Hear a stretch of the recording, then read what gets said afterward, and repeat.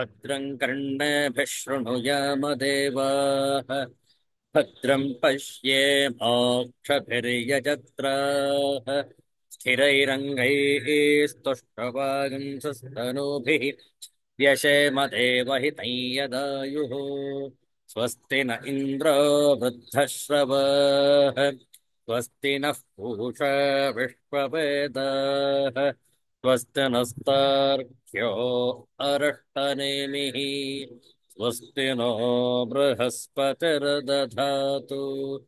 ॐ शान्तिः शान्तिः शान्तिः हरिः ॐ श्रीगुरुभ्यो नमः हरिः ॐ Universal prayer. O hidden life, vibrant in every atom. O hidden light, shining in every creature. O hidden love, embracing all in oneness.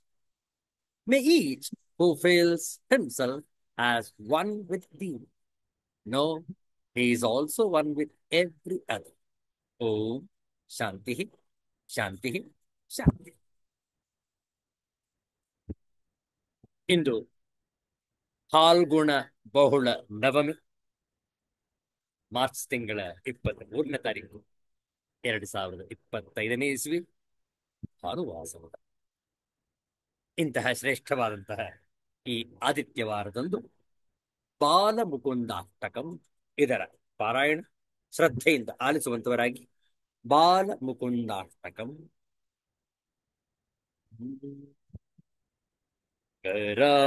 करारविन्देन पदारविन्दं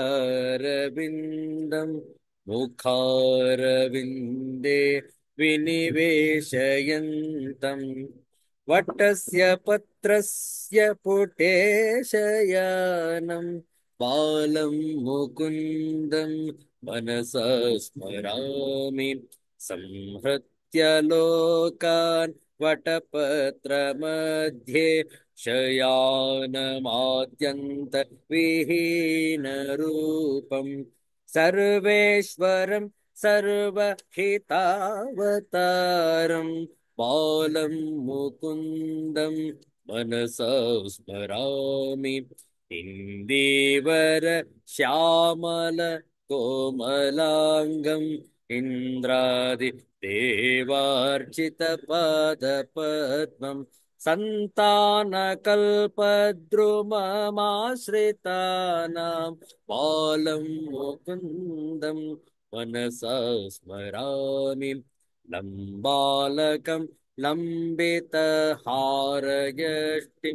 शृङ्गारलीलाङ्कितदन्तपङ्क्तिं बिम्बाधरं चारुविशालनेत्रं बालं मुकुन्दं मनसा स्मरामि शिक्ये निधायाद्यपयोदधीनि बहिर्गतायां व्रजनायिकायां भुक्त्वा यथेष्टं कपटेन सूक्तं बालं मुकुन्दं मनसा स्मरामि कलिन्दजातस्थितकालियस्य फणाग्ररङ्गे नटनप्रियन्तं तत्पुच्छहस्तं शरदिन्दुवक्त्रं बालं मुकुन्दं मनसा स्मरामि उलूखले बद्धमुदारशौर्यम् उत्तुंग युग्मार्जुनभङ्गलीलम् उत्फुल्ल पद्मायत चारुनेत्रं बालं मुकुन्दं मनसा स्मरामि आलोक्य मातोर्मुखमादरेण स्तन्यं पिबन्तं सरसीरुहाक्षं सच्चिन्मयं देवमनन्तरूपं बालं मुकुन्दं मनसा स्मरामि बालं मुकुन्दं मनसा स्मरामि बालं मुकुन्दं मनसा स्मरामि ಶ್ರೀಕೃಷ್ಣಚಂದ್ರ ಭಗವಾನ್ ಕಿ ಜಯ. ಒಂದು ಸುಂದರವಾದಂತಹ ಕೃಷ್ಣನ ಭಜನೆಯನ್ನು ಮಾಡೋಣ. ಹಿಂದಿ ಭಾಷೆಯಲ್ಲಿದೆ, ನಾವು ಹೇಳಿಕೊಡ್ತೇವೆ, ತಾವು ಪುನರಾವರ್ತಿಸಬಹುದು. ಕೃಷ್ಣ ಭಜನೆ ಹಿಂದಿ ಭಾಷೆಯಲ್ಲಿ. ರಾಧಾರಮಣ್ ರಾಧಾರಮಣ್ ರಾಧಾರಮಣ್ ಕಹೋ,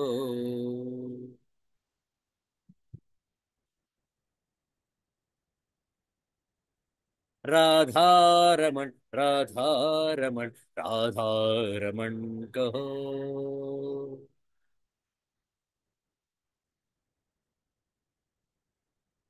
जिस योग में जिस भोग में जिस रोग में रहो,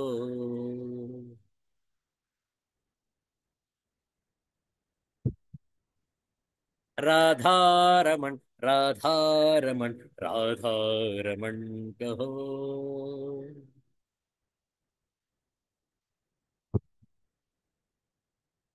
जिस हाल में जिस चाल में जिस ढाल में रहो,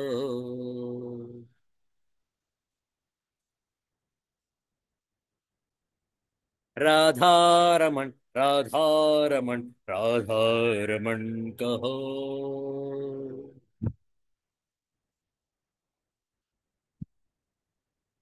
जिस संग में जिस रंग में जिस ढंग में रहो,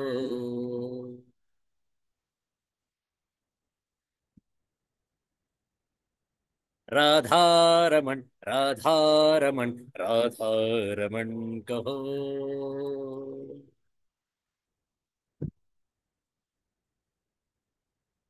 जिस काम में जिस धाम में जिस ग्राम में रहो,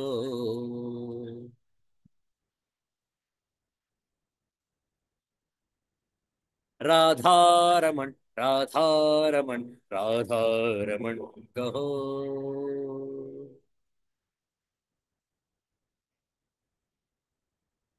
जिस हाल में जिस देश में जिस वेश में रहो,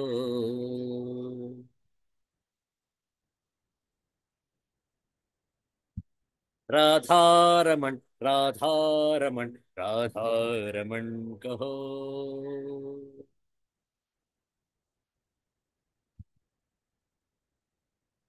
राम भजो राम भजो राम भजो जी.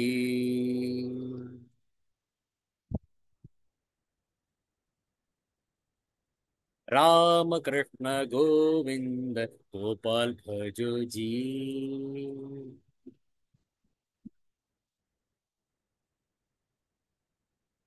राम भजो राम भजो राम भजो जी.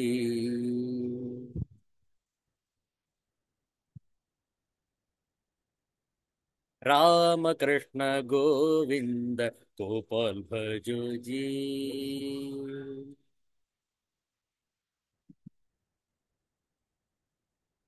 राम कृष्ण गोविंद गोपाल भजो जी.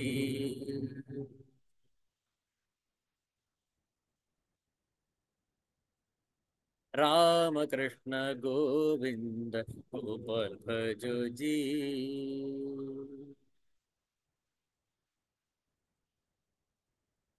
अयोध्यापति श्री रामचंद्र महाराज की जय. द्वारकाधीश श्री कृष्णचंद्र भगवान की जय. सिद्धांत अवधूत चिंतन श्री गुरुदेव दत्त. जय जय रघुवीर समर्थ श्री सद्गुरुनाथ महाराज की जय. हर हर नमः पार्वती पतये हर हर महादेव ಶಂಭೋ. ಶ್ರೀಮದ್ ಭಗವದ್ಗೀತೆಯ 13ನೇ ಅಧ್ಯಾಯದ ಕೊನೆಯ 2 ಶ್ಲೋಕಗಳ ಅಧ್ಯಯನ. ಅದಕ್ಕೂ ಮೊದಲು ಕೆಲವು ಶ್ಲೋಕಗಳ ಪಾರಾಯಣ. 27ನೇ ಶ್ಲೋಕದಿಂದ ಆರಂಭ. 32ನೆಯ ಶ್ಲೋಕದ ವರೆಗೆ ಒಟ್ಟಿಗೆ ಪಾರಾಯಣ. ಸಮಂ ಸರ್ವೇಷು ಭೂತೇಷು, ಈ ಶ್ಲೋಕದಿಂದ ಆರಂಭ. ಓಂ ಶ್ರೀ ಪರಮಾತ್ಮನೇ ನಮಃ. ಅಥ ತ್ರಯೋದಶೋऽಧ್ಯಾಯಃ. ಕ್ಷೇತ್ರ ಕ್ಷೇತ್ರಜ್ಞ ವಿಭಾಗ ಯೋಗಃ. श्रीभगवानुवाच समं सर्वेषु भूतेषु तिष्ठन्तं परमेश्वरं विनश्यत्स्व विनश्यन्तं यः पश्यति स पश्यति समं पश्यन् हि सर्वत्र समवस्थितमीश्वरम् न हि नस्त्यात्मनात्मानं ततो याति परां गतिम् प्रकृत्यैव च कर्माणि क्रियमाणानि सर्वशः यः पश्यति तथात्मानम् अकर्तारं स पश्यति यदा भूतपृथक् भावम् एकस्थमनुपश्यति तत एव च विस्तारम् ब्रह्म सम्पद्यते तदा अनादित्वान् निर्गुणत्वात् परमात्मायमव्ययः शरीरस्थोऽपि कौन्तेय न करोति न लिप्यते यथा सर्वगतं सौक्ष्म्यात् आकाशं नोपलिप्यते सर्वत्रावस्थितो देहे तथात्मा नोपलिप्यते। ॐ शान्ति शान्ति शान्तिः। हरिः ॐ श्रीगुरुभ्यो नमः। हरिः ॐ. ಅತ್ಯಂತ ಉನ್ನತವಾದಂತಹ ಆತ್ಮವಿಚಾರವನ್ನು ಮಾಡ್ತಾ ಇದ್ದೇವೆ. ಒಂದು ಸುಂದರವಾದ ದೃಷ್ಟಾಂತದೊಂದಿಗೆ ಹೇಗೆ ನಾವು ನಿರ್ಲಿಪ್ತತೆಯಿಂದ ಇರಬೇಕು ಎನ್ನುವಂಥದ್ದನ್ನು ಸ್ಪಷ್ಟವಾಗಿ ತಿಳಿಸಿದೆ 32ನೆಯ ಶ್ಲೋಕದಲ್ಲಿ. ಯಥಾ ಸರ್ವಗತಂ ಸೌಕ್ಷ್ಮ್ಯಾತ್ ಆಕಾಶಂ ನೋಪಲಿಪ್ಯತೆ ಸರ್ವತ್ರಾವಸ್ಥಿತೋ ದೇಹೆ ತಥಾತ್ಮ ನೋಪಲಿಪ್ಯತೆ. ಸರ್ವತ್ರ ವ್ಯಾಪಿಸಿರುವ ಆಕಾಶವು ಸೂಕ್ಷ್ಮವಾಗಿರುವ ಕಾರಣ ಲಿಪ್ತವಾಗದಿರುವಂತೆಯೇ ದೇಹದಲ್ಲಿ ಸರ್ವತ್ರ ವ್ಯಾಪ್ತನಾಗಿರುವ ಆತ್ಮನು ನಿರ್ಗುಣನಾದ ಕಾರಣ ದೇಹದ ಗುಣಗಳಿಂದ ಲಿಪ್ತನಾಗುವುದಿಲ್ಲ. ನೋಡಿ, ಯಾವ ರೀತಿ ನಾವು ತಾವರೆಯ ಎಲೆಯಂತೆ ಇರಬೇಕು ಜೀವನದಲ್ಲಿ. ಈ ಬದುಕಿನಲ್ಲಿ ನಮ್ಮ ಸುತ್ತಮುತ್ತ ಕೆಸರು ತುಂಬಿದೆ. ಆ ಕೆಸರಿನಲ್ಲೇ ನಮ್ಮ ವಾಸ, ಅರ್ಥಾತ್ ಜಗತ್ತಿನಲ್ಲೇ ನಮ್ಮ ವಾಸ. ಎಲ್ಲ ಒಂದು ದ್ವಂದ್ವಗಳೊಡನೆ, ಎಲ್ಲ ವಿಧವಾದಂತಹ ಏರುಪೇರುಗಳೊಡನೆ ನಮ್ಮ ಜೀವನ ಸಾಗಬೇಕು. ಆದರೆ ಯಾವುದಕ್ಕೂ ಅಂಟಿಕೊಳ್ಳಬಾರದು. ಹೌದಲ್ಲ? ನ ಉಪಲಿಪ್ಯತೆ. ಯಾವುದರಲ್ಲೂ ಕೂಡ ಆ ಆತ್ಮಸ್ವರೂಪ ಯಾವ ರೀತಿಯಲ್ಲಿ ಅಂಟಿಕೊಳ್ಳದೆ ಎಲ್ಲವನ್ನು ತಟಸ್ಥವಾಗಿ ತನ್ನ ಅಧೀನದಲ್ಲಿ ಇಟ್ಟುಕೊಂಡಿದೆಯೋ ಅದೇ ರೀತಿಯಲ್ಲಿ ನಮ್ಮ ಸಾಧನೆ ಯಾವ ಅಂಟಿಗೂ ಒಳಗಾಗದೆ, ಯಾವ ನಂಟಿಗೂ ಒಳಪಡದೆ ಇರಬೇಕಾದದ್ದು ಸಾಧನೆ. ಇದನ್ನು ಸುಂದರವಾಗಿ ಕಗ್ಗದ ಶ್ಲೋಕದಲ್ಲಿ ತಿಳಿಸ್ತಾರೆ ಮಾನ್ಯ ಗುಂಡಪ್ಪನವರು. ನೋಡುವ, ಬಹಳ ಚೆನ್ನಾಗಿದೆ ಈ ಶ್ಲೋಕ. ಕಗ್ಗದ 73ನೆಯ ಶ್ಲೋಕ.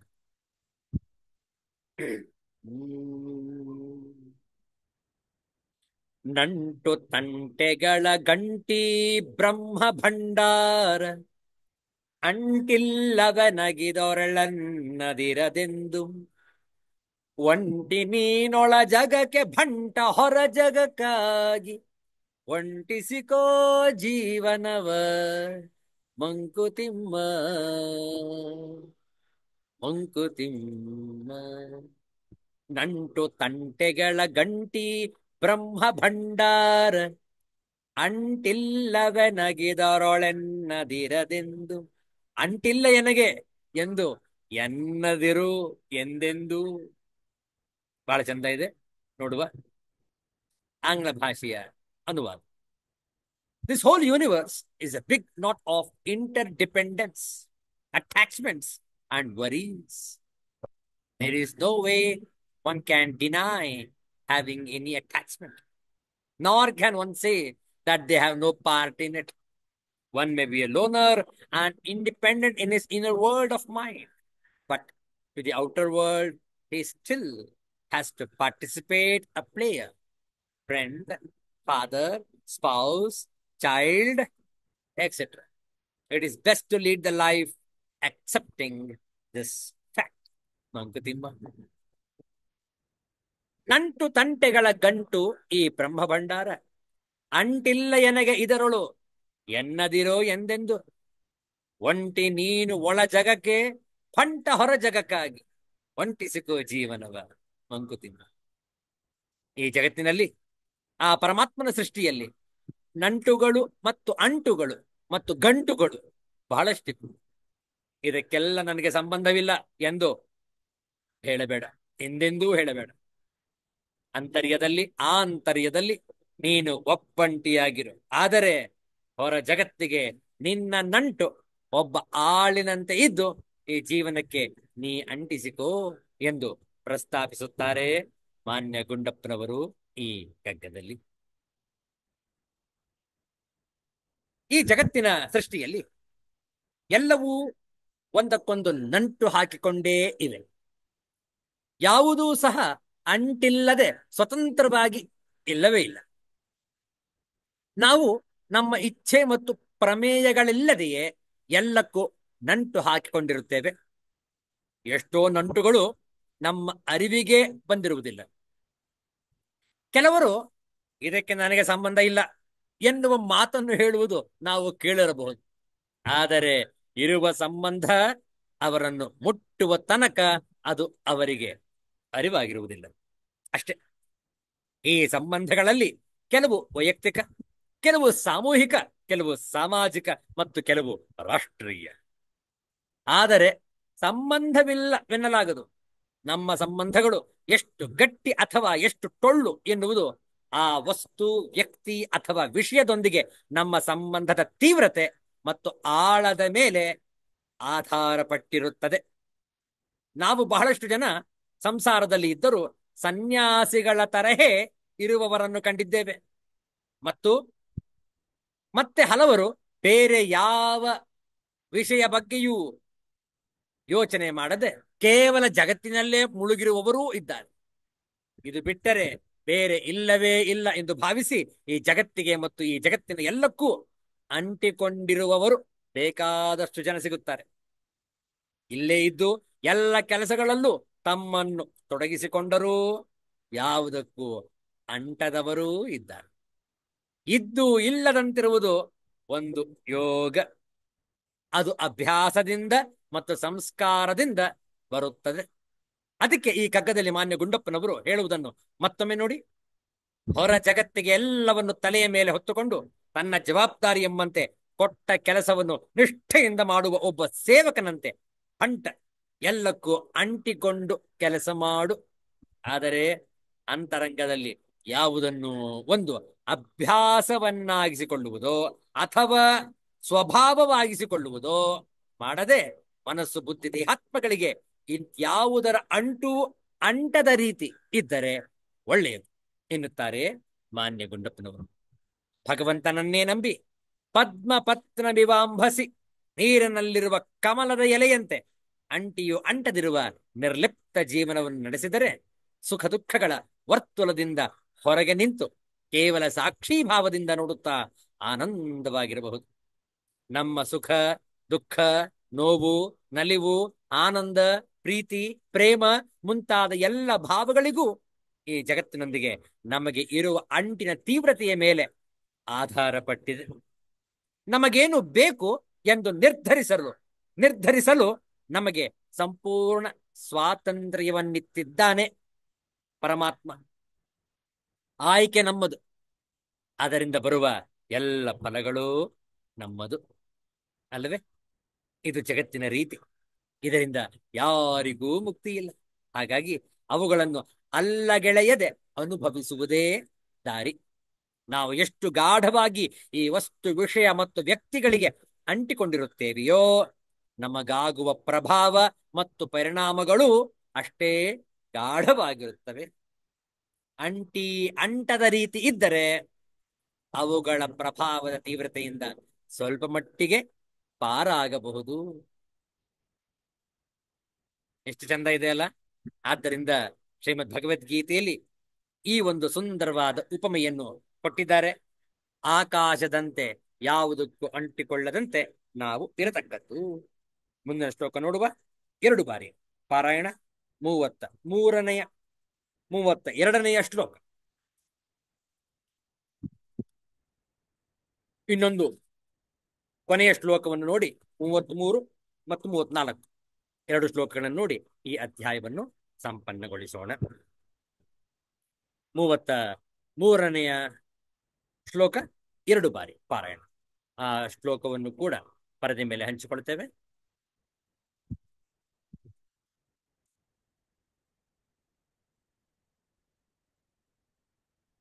ಹೇಳ್ಕೊಡ್ತೇವೆ, ಪುನರಾವರ್ತನೆ ಮಾಡಿ. ಶ್ರೀ ಭಗವಾನುವಾಚ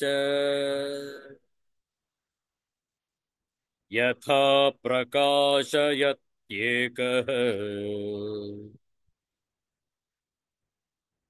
ಕೃಷ್ಣಂ ಲೋಕಮಿಮಂ ರವಿಃ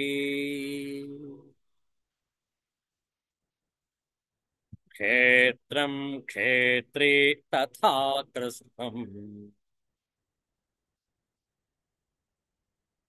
ಪ್ರಕಾಶಯತಿ ಭಾರತ. ಮತ್ತೊಮ್ಮೆ ಒಟ್ಟಿಗೆ. ಯಥಾ ಪ್ರಕಾಶಯತ್ಯೇಕಃ ಕೃಷ್ಣಂ ಲೋಕಮಿಮಂ ರವಿಃ ಕ್ಷೇತ್ರಂ ಕ್ಷೇತ್ರೇ ತಥಾ ಕೃಷ್ಣಂ ಪ್ರಕಾಶಯತಿ ಭಾರತ. ಸೂರ್ಯನ ದೃಷ್ಟಾಂತದಿಂದ ಆತ್ಮನ ಅಕರ್ತೃತ್ವವನ್ನು ಇಲ್ಲಿ ಹೇಳಲಾಗಿದೆ. ಯಥಾ ಪ್ರಕಾಶಯತಿ ಏಕಃ ಕೃಷ್ಣಂ ಲೋಕಂ ಇಮಂ ರವಿಃ ಕ್ಷೇತ್ರಂ ಕ್ಷೇತ್ರೀ ತಥಾ ಕೃಷ್ಣಂ ಪ್ರಕಾಶಯತಿ ಭಾರತ. ಅನ್ವಯಾರ್ಥ. ಹೇ ಭಾರತ, ಹೇ ಅರ್ಜುನ, ಯಥಾ ಏಕಃ ರವಿಃ ಯಾವ ಪ್ರಕಾರ ಒಬ್ಬನೇ ಸೂರ್ಯನು ಇಮಂ ಕೃಷ್ಣಂ ಲೋಕಂ ಈ ಸಮಸ್ತ ಬ್ರಹ್ಮಾಂಡವನ್ನು ಪ್ರಕಾಶಯತಿ ಪ್ರಕಾಶಿಸುತ್ತಾನೆಯೋ ತಥಾ ಕ್ಷೇತ್ರೀ ಕೃಷ್ಣಂ ಕ್ಷೇತ್ರಂ ಪ್ರಕಾಶಯತಿ ಅದೇ ಪ್ರಕಾರ ಒಬ್ಬನೇ ಆತ್ಮನು ಸಂಪೂರ್ಣ ಕ್ಷೇತ್ರವನ್ನು ಪ್ರಕಾಶಿಸುತ್ತಾನೆ. ಇದರ ಹಿಂದಿ ಮತ್ತು ಆಂಗ್ಲ ಭಾಷೆಯ ಅನುವಾದವನ್ನು ಕೂಡ ನೋಡೋಣ. ಪರದೆ ಮೇಲೆ ಹಂಚಿಕೊಂಡಿದ್ದೇವೆ. हे भरत पुत्र, जिस प्रकार सूर्य अकेले इस सारे ब्रह्मांड को प्रकाशित करता है, उसी प्रकार शरीर के भीतर स्थित एक आत्मा सारे शरीर को चेतना से प्रकाशित करता है. O son of Bharat, O son of Bharat, as the sun alone illuminates all this universe, so does the living entity, one within the body, illuminate the entire body by consciousness. ಇದರ ಶಾಂಕರ ಭಾಷ್ಯವನ್ನು ನೋಡೋಣ.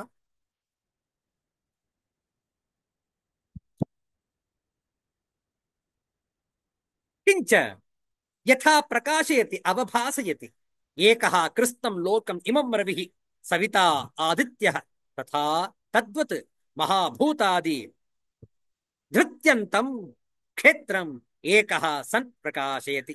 ಕಃ ಕ್ಷೇತ್ರೀ ಪರಮಾತ್ಮ ಇತ್ಯರ್ಥಃ. ಭಾರತ, ರವಿದೃಷ್ಟಾಂತಃ ಅತ್ರ ಆತ್ಮನಃ ಉಭಯಾರ್ಥೋಪಿ ಭವತಿ. ರವಿವತ್ ಸರ್ವಕ್ಷೇತ್ರೇಷು ಏಕ ಆತ್ಮ ಅಲೇಪಕಶ್ಚ ಇತಿ. ಭಾಷ್ಯಾರ್ಥ ನೋಡಿ. ಮತ್ತು ಹೇಗೆ ಎಲೆ ಭರತ ವಂಶೋತ್ಪನ್ನನೇ ರವಿಯು ಸವಿತೃವು ಸೂರ್ಯನು ಈ ಲೋಕವೆಲ್ಲವನ್ನು ಒಬ್ಬನೇ ಬೆಳಗುತ್ತಿರುವನೋ ತೋರಿಸುತ್ತಿರುವನೋ, ಹಾಗೆಯೇ ಅದರಂತೆಯೇ ಮಹಾಭೂತಗಳಿಂದ ಹಿಡಿದು ಧೃತಿಯವರೆಗಿನ ಕ್ಷೇತ್ರವನ್ನು ಒಬ್ಬನೇ ಆಗಿ ಬೆಳಗುತ್ತಾನೆ. ಯಾರು?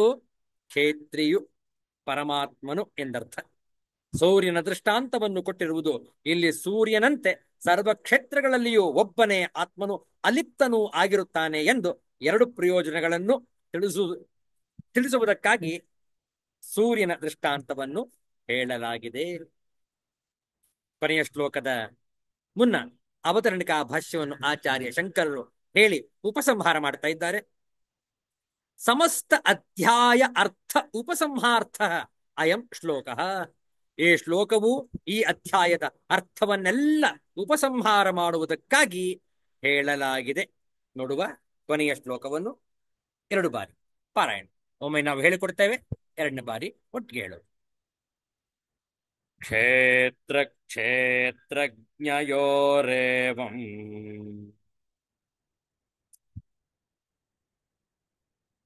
ಅಂತರಂ ಜ್ಞಾನಚಕ್ಷುಷ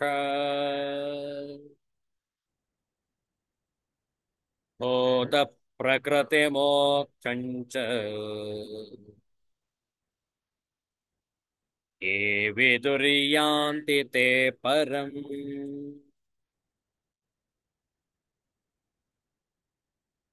ಮತ್ತೊಮ್ಮೆ ಒಟ್ಟಿಗೆ ಹೇಳೋಣ. ಕ್ಷೇತ್ರ ಕ್ಷೇತ್ರಜ್ಞಯೋರೇವಂ ಅಂತರಂ ಜ್ಞಾನಚಕ್ಷುಷ ಭೂತ ಪ್ರಕೃತಿ ಮೋಕ್ಷಂಚ ಯೇ ವಿದುರ್ಯಾಂತಿ ತೇ ಪರಂ. ಪದಚ್ಛೇದ.